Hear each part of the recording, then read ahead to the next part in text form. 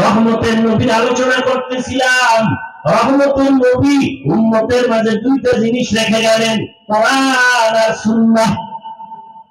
কোরআন হাদিস একটু আগেই কিন্তু বলছি জান্নাতের ঠিকানা আছে কোরআন হাদিসের ভিতরে, কিন্তু নবী কোরআন আর হাদিস রেখে গেলাম বলেন নাই, বলছেন আমি কোরআন আর সুন্নাত রেখে গেলাম। এই দুইটা জিনিস আঁকড়াইয়া ধরো, ঈমানও যাবে না, সম্মান যাবে না। এই পৃথিবীর বর্তমান পরিস্থিতি বড় খারাপ। মুমিনের জন্য ফিলিস্তিনের মুসলমানের করুণ হালাত, ওদিকে আসামের মুসলমান, চেস্তিয়া বস্তিয়ার মুসলমান, সারা দুনিয়ার বার্মার মুসলমান সহ কি এক করুণ অবস্থার মধ্যে। আল্লাহর শুকর যার কাছে, আল্লাহর কোরআন আর সুন্নাত যতটুকু আছে তার সম্মান ততটুকুই আছে। এখন নাই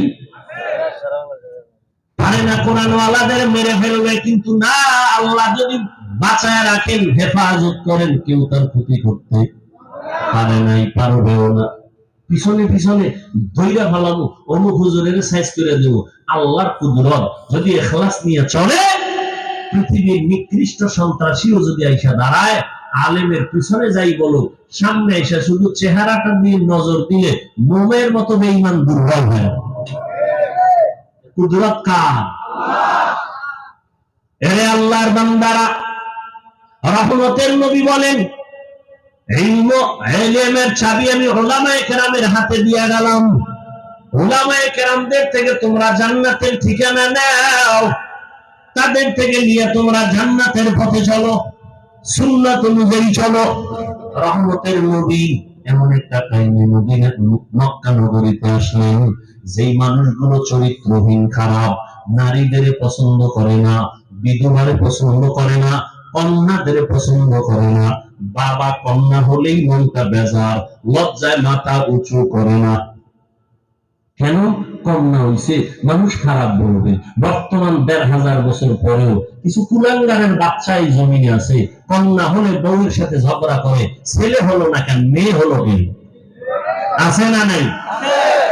ছেলে মেয়ে কি স্ত্রী দেয়? যদি তাই মনে করো তো দোষ তো স্বামী। স্ত্রী তো তোমার জিনিসটাকে বহন করে, কষ্ট করে, না খানা না ঘুম, কষ্ট করে তোমার জিনিসটাকে আমানতের সাথে রক্ষা করে, তাকে পুরস্কার দেওয়া উচিত। কথা ঠিক না? জীবনের কষ্ট মায়ের প্রসব বেদনা, সাত আসমান সাত জমিন তখন মায়েরই মাথা। জীবনের কষ্ট মায়ের প্রসব বেদনা, সাত আসমান সাত জমিন তখন মায়েরই মাথা। আমার সুন্দর মুখ দেখে মা, আমার সুন্দর মুখ দেখে মায়ের ব্যথা চাইতে ভাসাইয়া, ও আমার প্রাণের মা, মা গো মা, কোথায় গেলে মোরে ছাড়িয়া,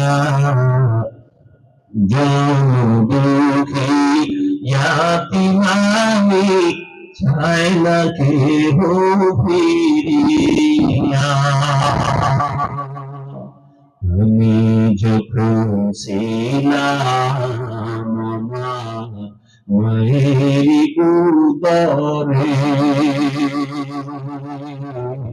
চলাফেরা করলেন যে কত কষ্ট করে। আমি যখন ছিলাম মায়েরই উদরে, চলাফেরা করলেন যে কত কষ্ট করে। এমন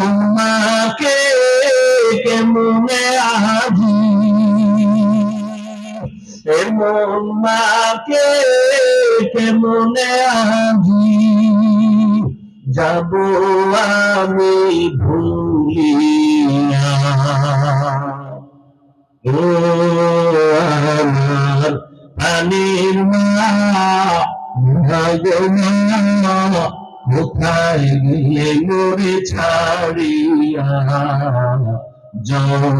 জন্মুখিয়া তোমামি চাই না কেহ ফিরিয়া। এরে আল্লাহর বান্দা, মা একটা সন্তান নিয়ে কতই যে কষ্ট করেন, স্বামীকে বুঝাইলো জীবন ভর বুঝবে না বাবা, ওই বোঝা তো তোমার মাথায় কোনোদিন এসে না। আম্মা জান ঘুমাইতে গেছেন, হঠাৎ বেদনা শুরু, ঘুম নাই, সারাটা রাত কান্নায় চলে গেল। খানার প্লেট নিয়ে বসছেন, খেতে পারেনি, ব্যথা শুরু হয়ে গেছে। সারাদিন আম্মা জান কান্না করে কাটাইলেন।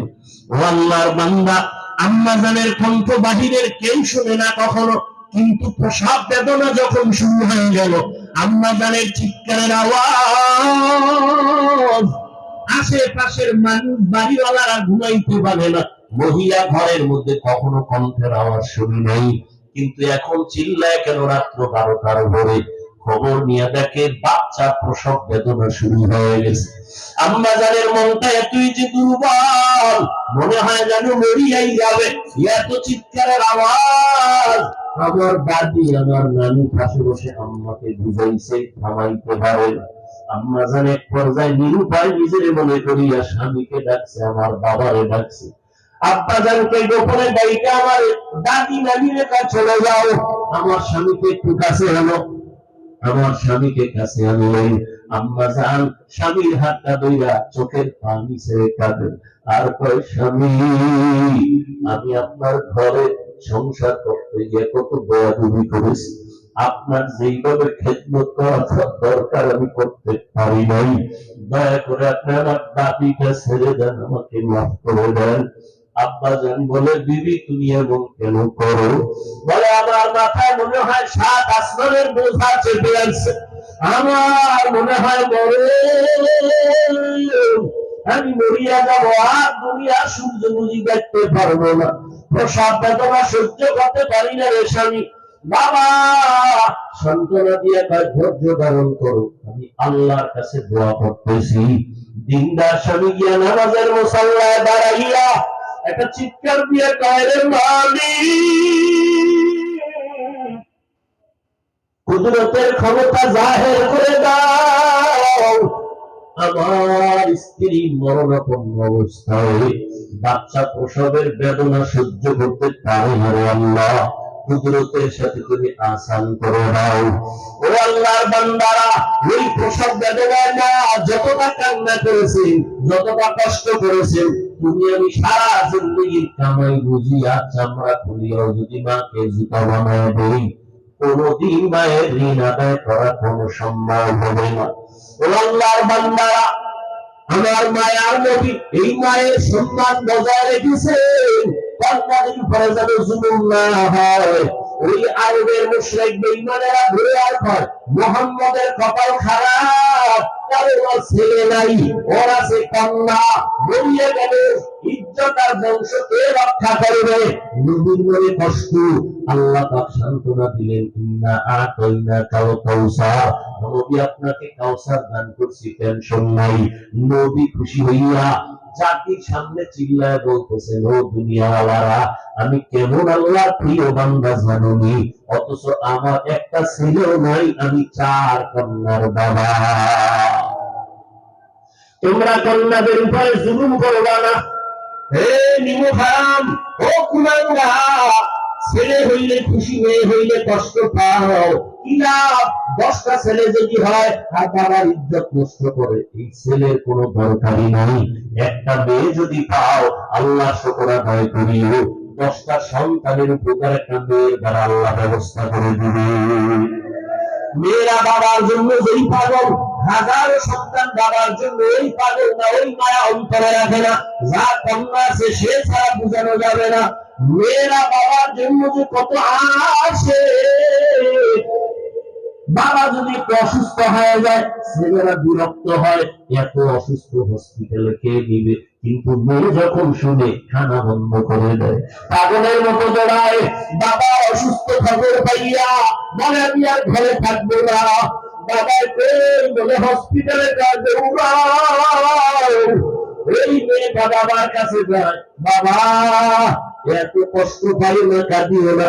একটা মেয়ে বাবার জন্য এতটাই ফেরা, এতটাই মায়া মহব্বত নিয়ে চলে। একটা মেয়ে চায় তার কলিজাটা কাইটা বাবার জন্য দিয়ে দিবে। ওই মেয়ে ভাইয়া যারা খুশি না, তোমাদের কপাল বড় খারাপ। নবী বলেন একটা কন্যা পাইছে, একটা জান্নাতের মালিক হয়ে গেছে। এই দুইটা কন্যা পেয়েছে, দুইটা জান্নাতের মালিক হয়ে গেছে। আমার মায়ার নবী ওই চরিত্রহীন মানুষগুলোর জমিনে এসা আমার নবী তাদের আলিঙ্গন করলেন, বুকে লাগাইলেন। তোমার আমার মতো সিসি ক্রিয়াতে নামাজিরে তারা দেন নাই। আল্লাহর নবী ওরা গালি দেয়, নবী আরো কাছে যায়। ওরা লাথি দেওয়ার চেষ্টা করে, নবী আরো কাছে যায়। ওরা গালি দেয়, ওরা বদনাম করে, নবী প্রশংসা করে। ওরা জবান বন্ধ রাখে, বেজার হয়, নবী বারবার হাসি দেয়, আসে। নবী এমন ভাবে তাদের মহব্বতের বন্ধনে বদ্ধ করে।